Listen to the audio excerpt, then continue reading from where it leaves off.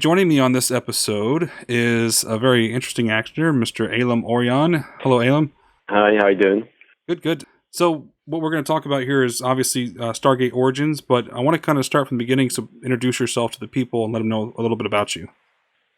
So yeah, my name is Aylam Orian. I'm an actor. I live in Los Angeles. I was born in Cleveland, Ohio. So, Cleveland. Yeah, of all places, Cleveland. But then I grew up in Israel, raised in Israel, and a bit after my military service and going to university there, I returned to the U.S. to New York to study acting there, and just stayed ever since. Okay, and then the military. We actually talked about this briefly before, but you said that you were enlisted. It's mandatory for everybody who doesn't know in Israel is that you have to put in mandatory service in the military. But you actually were enlisted while you were in high school. Yeah, so usually men, at least at that time, they always give they serve for 3 years. But in high school, since I studied Arabic, I kind of knew that I'm going to be designated to be in the Army military intelligence, and they required, just because of the training they give you once you enlist, they required me to sign for another year. And me as a high schooler, I said, "Oh, sure, Army, yeah, sure, I'll get in 1 year." Only when you're older, you're like, "Oh, another year of my life." You kind of time becomes precious. But back then, I said, "Sure," so I signed up for another year. But I don't regret it, because I went to officers training, so I was an officer. And I spent that fourth year. I actually ended up serving almost 4.5 years, but I spent it was a well spent extra year. I really enjoyed it. And as a young, 19, 20-year-old soldier, I was exposed to like mind blowing stuff that I can't even talk about half of it. Right. Really amazing stuff that I was exposed to as a young intelligence officer. The kind of stuff that the military intelligence, as you know, because you served as well, the kind of stuff that, as a military in general, but especially military intelligence kind of stuff that you do and you're exposed to, it's really mind blowing. It's almost like now, now that you're like a civilian, you almost think, "Wow, I did those things."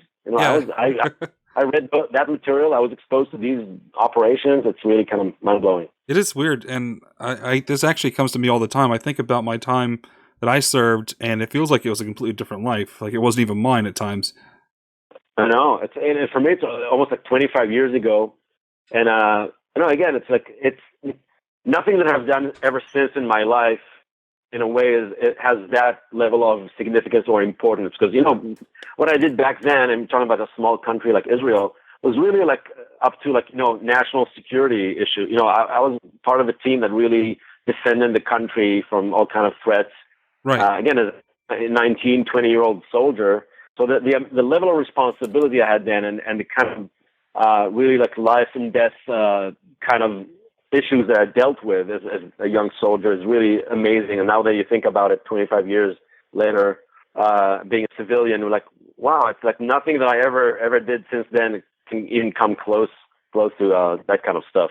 Yeah, it's so strange. It's such a intense lifestyle. And then when you go back to doing something normal, which I imagine your transition to acting, those long days in the sets and everything are as intense as as the military service was. So right, yeah, it's something about it too. Something about I mentioned Stargate Origins felt like a boot camp. So it's actually a really good training. You're right. It's really good training for working on sets, long hours. Just never giving up. In general, being an actor, it's all about stamina, staying there, power through it. Yeah. Because in the Army, I really tested my limits. Like, when do I give up? Like, how much can I push forward? Because they in every stage, as every stage of the military, basic training, then officers training, they test your limits. Like, when are you going to give up? Are you going to give up? Are you going to stick with it? Are you going to are you going to stay? Overcome their obstacles. So it's one lesson I learned in the Army, to never give up. And even if I remember in officers training, I had to pass this test when you have to run like a mile in full gear, like really heavy equipment, and then you have to climb ropes and crawl and go over this wall. And I did it for the first time. I couldn't go up on the rope. I was too heavy, too exhausted. Yeah. Couldn't make myself go up the rope. And I remember almost wanting to give up. Oh, I'm never going to pass it. And then just no, you got to do it as many times as you need to pass it. Right. And then the third time I did it, boom! I flew up the rope. I don't know what happened. All of a sudden, it became so easy, and I passed the test. But yeah, it's one of these things that you learn never give up. Just if you don't pass it, you fall down. You come back up some other time and you try it again. Right, and then we can surpass our limits. It's you hit a wall and you can climb over, you can bust through that wall, but that wall is not always going to be there. It's kind of a mental thing. You're physically, you may be exhausted, but your mental fortitude is a lot stronger, and you can push yourself to limits that you didn't realize or beyond the limits that you didn't realize you had. Exactly. Yeah. So, I'm just curious about the military service because I know that everybody out there is required to serve. Are there benefits that come in line with that? Whether something that you get anything from the military service that carries over with you? Yeah. So again, it's all these kind of skills, life skills. Right. Knowing your limits, knowing the value of perseverance and just sticking with it and not letting obstacles put you down. But also the value of friendship, the value of your word, integrity, all these things. And also amazing, all the languages skills that I got there. That funnily enough, 25 years later, I'm using in my acting. So all the languages I know, and thanks to the Army, I know Arabic, and so I've used Arabic in my acting, and it's amazing that now 25 years later, in a completely different context, I'm using all the language skills that I learned in the Army back then. Definitely. And being in Israel, I had read that there's a lot of stray cats, and this is kind of a big impact on you as you started taking in these strays and taking care of them. Yeah, so in Israel, like a lot of the Mediterranean countries, for some reason, there's a lot of cats everywhere in the streets, almost more than people. Mm-hmm. And it's really, growing up in Israel, you kind of take it for granted. Oh, there's cats everywhere. And then people feed them, and some of them die because, of cars or, I don't know, starvation. So it's kind of it's almost like everybody's aware of cats, and many people feed them, and now the cities actually start to take it seriously, and they start like realizing, wow, that's a real problem. We all have like billions of cats living with us. Yeah. So most of the big cities started like a free spay and neuter program. They come, they pick up the cats from your street, they spay and neuter them, and they return them right there the next day. But I started feeding these cats. I remember I was living on the second floor, and I saw one cat there. It's weird, almost like you don't notice it because you're so used to it. So I noticed one cat, and I would throw some dry food from him from my second floor balcony, and all of a sudden more cats would appear every day. At a certain time they would wait for me there. So I would start throwing like a lot of dry food from my balcony, and then I realized, wow, I better come down every day, 3 times a day, and just give them food. So I started doing that. And after a while, I have like a colony of 30 cats that I'm feeding.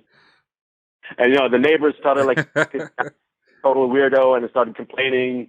But I couldn't, they were starting to be dependent on me. So I started feeding them. And actually, I already wanted to go back to the States to study acting, but I couldn't leave because all these cats were dependent on me.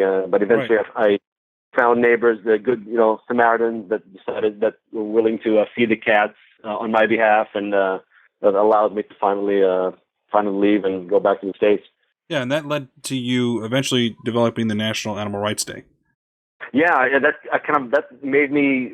It planted the seed of me becoming aware that just in general how humans treat animals, almost like an object or like second-grade citizens. They all live among us, but we treat them as if they're like nothing, like the object or living beings. And so the cats kind of planted the seeds, and then I became aware of other kinds of animals. Like, in Israel, we still, back in the day, we had all these horses called Altezach, these poor, skinny horses that would drag heavy carts behind them in the streets.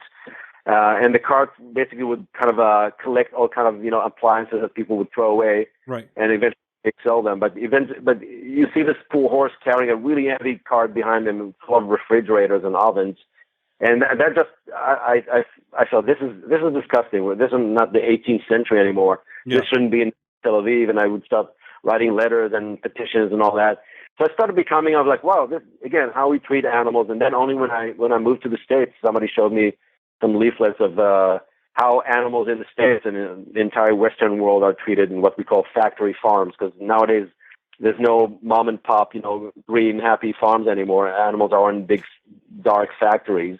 That's how we raise, we slaughter them. So I really became aware of the problem, the plight of animals in general. And eventually, one thing led to the other, and I decided I got to do something about it. And I kind of found my way into my kind of activism, which became the signature kind of activism with the National Animal Rights Day, which is basically a passive kind of public displays or public kind of, so to speak, street theaters or kind of memorial services that are very respectful and actually very inviting, but they really appeal to people's emotions, and just showing them without, pointing the finger, without even saying a word, just showing them the reality. We sometimes have animals that we manage to get from factory farms and slaughterhouses. They're deceived, they're all frozen, but they're all basically, baby pigs, baby cows, baby goats, chickens. We just hold them in public and we show people, look, because most people never get to see these animals in their lifetime. They just see a piece of meat on their plate, right? But don't make the connection. So we just show them how these animals look like, and we hold them in our arms the way you would hold a human baby or your cat or dog, and that helps people really make the connection, like realizing, wow, this animal is no different than my cat or my dog, but I eat this animal, and I'm responsible for their death, or my lifestyle is the cause for all this misery that is caused to billions of these animals. So people make the connection, just like I made the connection when I first saw those images. Right. It's very interesting. The house downstairs, and people feed them, and unfortunately a lot of them die, by car accidents and all that. But it's almost like a real problem. There's so many cats in the big cities in Israel, and the cities actually are really pretty cool about it, because they started this kind of a free spay and neuter service. So you call the city, they come pick up the cats from around your house, and they bring them over. They spay and neuter them for free, and then they bring them back. So the city is starting to starting to see how they can resolve this problem. But yeah, so I became not even wanting to. I started feeding one cat, and then I became like a feeding station for like about 20, 30 cats all around my building. And I got to really love them and notice they're like different personalities, and what one of them would, for example, one of them would only eat from my hand. Another one would only let me pet them a certain way, and then only then they would come eat. So I started knowing them. There are different personalities, and that's already. I wanted to come back to the U.S. to study acting, but I almost couldn't leave because they were all dependent on me and feeding them. Yeah, you developed this bond with. I mean, it's several. That's a lot of animals that are relying on you, that you connected with on a personal level. Yeah. So eventually, I found some neighbors that were willing to kind of take over the feeding tasks, but. I feel I'm still conflicted, because I'm sure some of them kind of, eventually died because I wasn't there anymore. I don't know. Right. Yeah. But that led you to developing the National Animal Rights Day, the whole organization behind it. Can you tell me about that? I've done some research, but I want to hear from you. I mean, why did you start it, and what is the whole focus of the National Animal Rights Day? Yeah, so first of all, thank you for asking me about it. Some people, when they hear animal rights, they have a reaction to it, but I get to love animals, cats, and then later on also horses. When I was living in Slovenia, there's this custom that came from Europe. Jewish people in Europe, basically an old horse walking in the street, and like a really heavy cart, tied to a really heavy cart, pulling a cart, and then the guy that sits on the cart just shouts "Alte Sachen," which is Yiddish for old things. And that's kind of a code name for people if they want to get rid of their oven or their refrigerator. He stops, they bring it down, and he just takes it, or maybe he gives you like $20 for it, and he takes it. But the poor horse has to carry all this through the street. So I started becoming aware of that how as humans we treat animals as objects, or kind of a second-rate or seventh-rate citizens. Yeah. And that's kind of, but it still didn't dawn on me fully. I was aware of cats and horses, but only when I moved to the States, I got somebody exposed me to how we treat farm animals, because I like everybody else thought, farms like happy cows grazing in the field and they're all happy there and living their life, and once in a while you milk them, or you like take their eggs, and that's it. But then somebody showed me some leaflets of how basically in America, in the industrial Western world, it's all about factory farms now, which is big concrete factories. These animals are locked in cages and never see the light of day, and how we treat them, and then how we kill them. So finally, I really realized that there's a real problem in how we as humans treat animals in general, not only cats and and dogs and horses, but all animals. And then I wanted to do something about it. I went vegetarian myself, eventually vegan, but I wanted to do more. And I couldn't, I went to different events by different groups, PETA and other groups, and did leafleting and, did some protests, but I didn't feel myself really in any of these kinds of activities until I saw this group in Spain called Igualdad Animal, or Animal Equality, where they, and I've been already an actor by then, and I've been in the entertainment business, like film and TV. Right. So what they do is they do these really silent kind of almost street theater events where they stand in rows and they have laptops on their bodies, or they hold the bodies of real like baby pigs or baby cows just like that in the street. And they're not saying a word, they're not shouting anything, just standing there.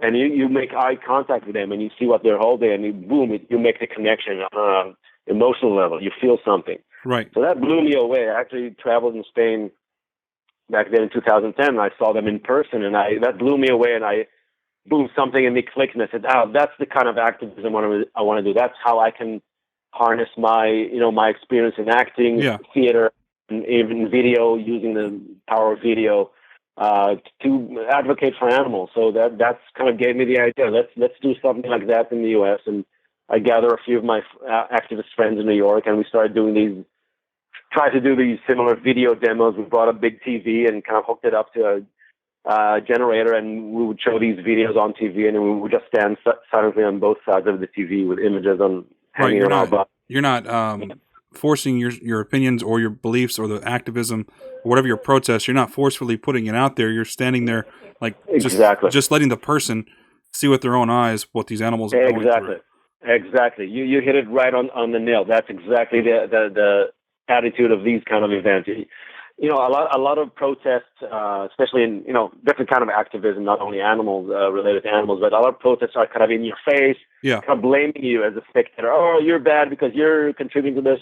And this does the opposite. This actually provides a safe space for the audience to actually want to come close and just watch and educate themselves, and then have an emotional reaction, really feel something. Like the way I felt when I saw those images, like, wow, I didn't realize that's how we treat these animals. I didn't realize I'm contributing to it because I buy these products.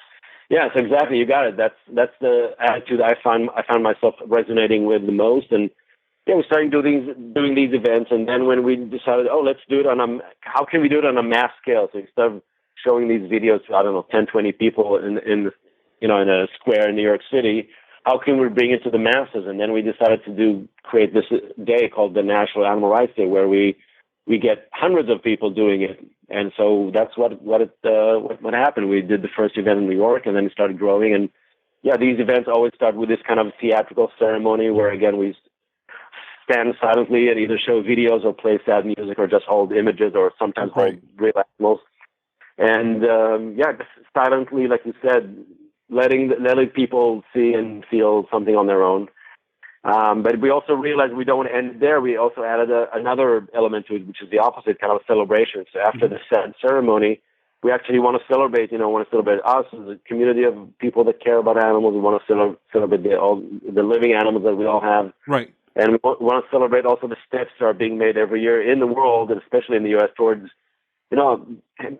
being a more compassionate world for animals. A lot of people now switch to a plant-based diet, and they're starting to realize what's, due to all kind of documentaries and, undercover footage that is starting to come out. People are starting to realize, wow, this is how we treat animals. So there's like a very slow, but still a shift happening. And,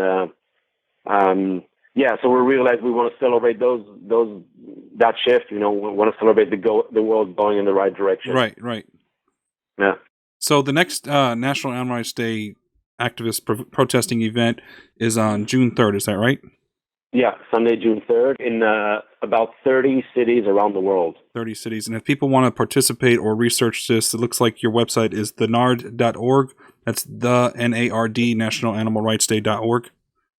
Yes, NARD, which stands for National Animal Rights Day, so just the acronym NARD, the NARD.org. They can find, if they go to the events tab, they can see a map with all the cities that are having events with us. And well, it sounds like a great organization, and I think you guys are doing something wonderful for not only for the animals that are, that are being mistreated, and just really these factory farms are awful. But just helping people associate that not all animal activists are in your face. This is for you to make your own decision. This is for you to kind of observe and see what the pain is and make your own assessment on it. You're not defensive. It gives you a chance to come in with an open mind. Exactly. Yeah, because even myself, when somebody starts blaming you, you shut down, you become defensive. Exactly. You're not open to hearing anything. Even if what they're saying is true, you're not open to it. Right. And by the way, I want to mention, we do have an event in Dallas, but also if you're moving to Denver, we have an event in Denver. Oh, okay. If you want to attend, you'll be there by then. It's all the same day, right? June 3rd. Yep. Yeah, definitely. I'll be up there. I'll be taking a look for it. I'd like to go by and just take it in and see what your organization does. I think it's like I said, I think it's a wonderful thing. Thank you. So let's go on to one of the major talking points here is as far as your career is. You've been acting for a while, but one of the main things that you've done recently is Stargate Origins, which is the miniseries that came out, 10 episodes, 10 minutes per episode, and you actually play the villain. Yeah, I play the villain of the entire show, Let's see if I say this right. Dr. Wilhelm Brucke? Wilhelm Brucke, it's a German Nazi name, Well, the Origins... Which means a bridge in German. Brucke. Bridge, oh, okay. Yeah.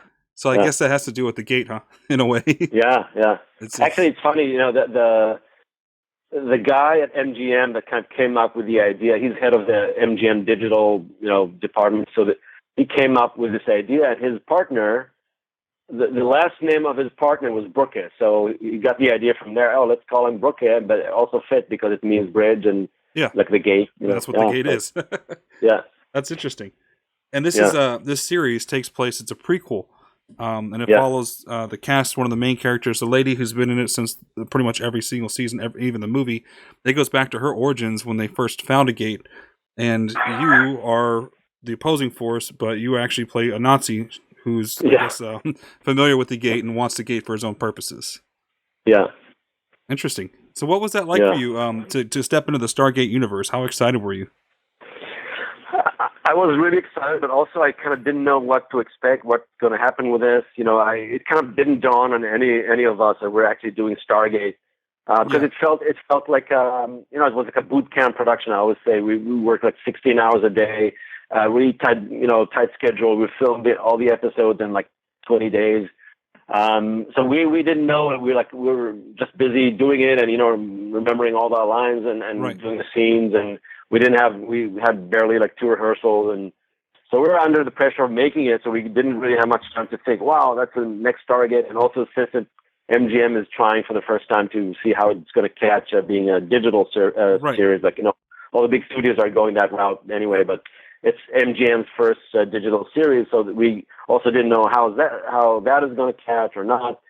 So there was a lot of question marks, but we just focused on making it the best we can, and then seeing afterwards how it's going to be received.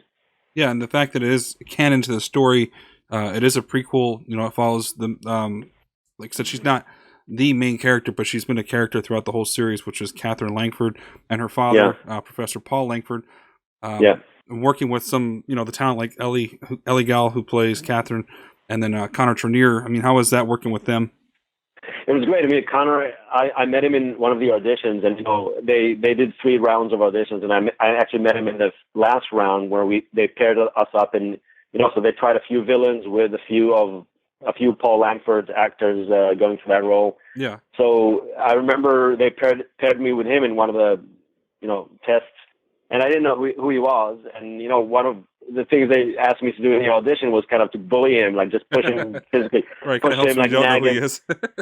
Yeah, and I have no idea who that guy is. So I went for it, and then only later they told me, he was on Star Trek and on Stargate. And like, oh, wow, Jews, I hope I wasn't too rude to him, but he was all cool. And, but, so they paired me up with like 3 other guys. And like, I can tell you, I felt something in me told me, oh, that's the guy that should, if I get the role, that's the guy that I should be playing with. And lo and behold, when I appeared onto the, rehearsal we had, he was there. So I was kind of happy that my intuition kind of was right and he was chosen. I mean, the other guys were great as well, but something told me, oh, that guy felt right. I don't know why. Yeah, definitely. You just knew that something was there. You guys had that chemistry when you did it together, and you kind of felt like it was meant to be.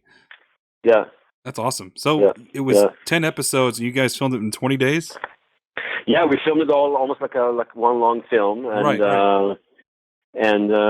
yeah, of course, filmed out of sequence. So we had to now we're doing episode 6, and then we jump back to the beginning, and then we jump. We filmed it by the location. So we had one location where the gate itself was a big hangar in downtown LA, and then we went to another studio where the Abydonian temple and kind of a tent kind of outpost were. So yeah, it was kind of really weird because every day you would film something else out of sequence. So you had to remind yourself, oh, where are we now? Right. Did I meet them? Oh, no, not yet. And yeah, there was no break. Every day, 16 hours. Trying to get as much as we can in the can. Right. Yeah, so it was really intense, but also fun because you get to and we also didn't have trailers and all that, so we all kind of our waiting room or green room just was kind of hung out together.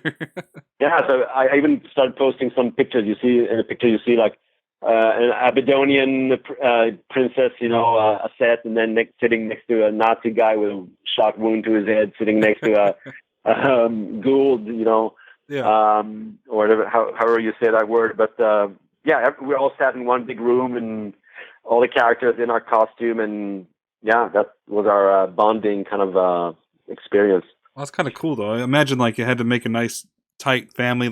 You guys, knew each other well. You hung out with each other all the time, worked together, so it had to make a good work environment. Yeah, but I have to say, for me, the way I like to work, I don't like to socialize too much because then I kind of lose my focus. Right. And especially being the villain, not on purpose. I hope nobody hates me for that. And people understood, but I almost stayed in character. So I was kind of a little bit on the side and kind of kept I spoke to everybody with my German accent and kind of almost was a little grumpy the whole time because I kind of, I wanted to stay in character and not completely lose it and chit chat and and shoot the breeze. I kind of wanted to stay in the zone. So then when they do call me, come back to set, I don't have to adjust too much.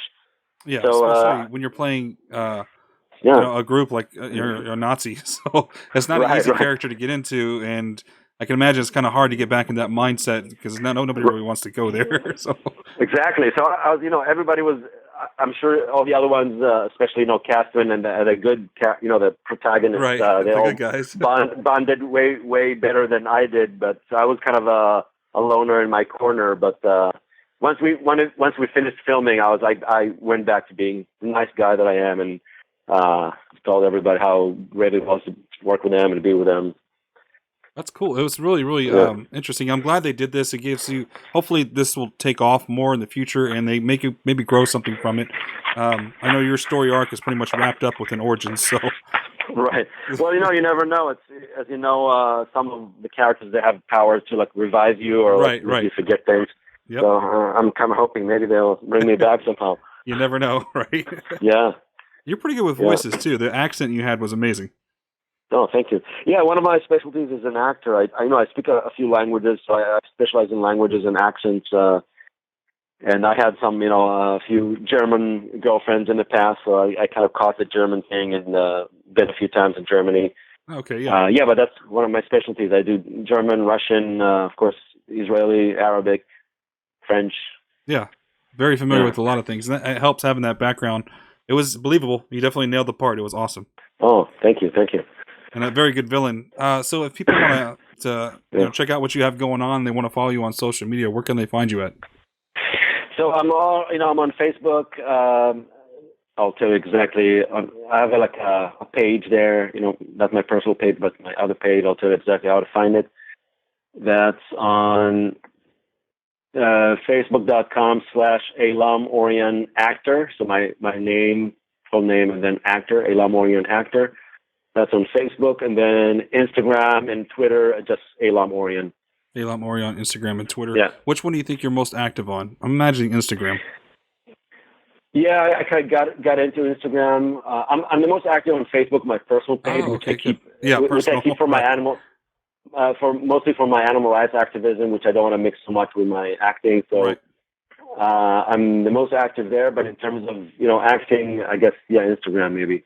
Okay. And Twitter, I'm beginning to be active on Twitter because apparently I'm realizing most of the Stargate fans are active on Twitter, so a lot is going on there. I'm starting to plan. I got invited into some conventions, like Comic Cons. Yeah. I'm going in November to one in the UK, especially for Stargate, and maybe one in Vancouver in September. So a lot of it actually is coming from Instagram. A lot of activity is going on there. What's funny is talking about like Connor and conventions and Stargate and having reoccurring roles. Like Connor's had several roles, like said between Star Trek and Stargate. So it's not too far off to have you come back even as someone else. So, right. So, or the return of Yeah, Connor's a veteran. He goes every year. He goes to a bunch of conventions. Like he's known all over the world. Even while we were filming, he flew to a convention in Germany for for a weekend, and then he came right back. Right back to set, right back to working again. Yeah. Awesome. So here's your social media, and then you have anything else coming up here down the road that you want to promote or talk about? Yeah, I'm actually having. Last year, I filmed a little film in London. The film is called 3 Seconds. It's a thriller. Okay. I got filmed all in the UK with UK actors playing American characters, and I got to fly there and shoot a little scene with Rosamund Pike. In case people don't know who she is, she's a really great British actress. She was the lead in the film Gone Girl with Ben Affleck. She's played his wife, and this year she's in a bunch of films that come out. Beirut. And there's another film, Entebbe, about the Entebbe operation. Right. Yeah, so I was really lucky to have a scene with her. Definitely. And that should come out in August. In August, okay. Well, we'll be looking for it. And awesome. I think that's probably going to end up wrapping it up here. All right, I want to thank you for coming on the show. This has really been an interesting conversation between the animal rights and your history and Stargate. It was a lot of fun talking to you. Yeah, it's the same here. Thanks for having me. I forgot to mention, I think it's kind of interesting that a Jewish Israeli vegan is playing a German Nazi villain. Yeah, right. That's the irony of the whole thing. That's acting, right? So yeah, that's acting. But yeah, definitely going to be looking for the Animal Rights Day coming up on June 3rd. Everybody can go check that out and see if it's close to you. If you'd like to go just observe it and maybe get some information, talk to some of the people that are participating at thenard.org, thenard.org. And you actually have a personal website as well where people can keep up with you too, right? Yeah, so in addition to my social media that we mentioned, my personal website is literally my name.com, so aylamorian.com. Okay, and I want to thank you so much for being so open to talk about all these things and helping me bring it out to other people. And just having me and giving me the time to express myself and talk about my life. It's really been a great pleasure for me. Yeah, same here. It's really been a lot of fun just getting to know you, and I appreciate what you're doing, and I hope we get to see you back in Stargate, or maybe we can branch you out in some of these other big fandoms out there. We could see you come along to something else. Yeah, that would be awesome. If you're in Denver on June 3rd, please go there and say hi to the organizers, and we would love to have you as our guest. Sounds great. I will definitely look at that. I think that's something I can arrange. So okay. Perfect. Sounds good. All right, thanks again. Okay, thank you very much.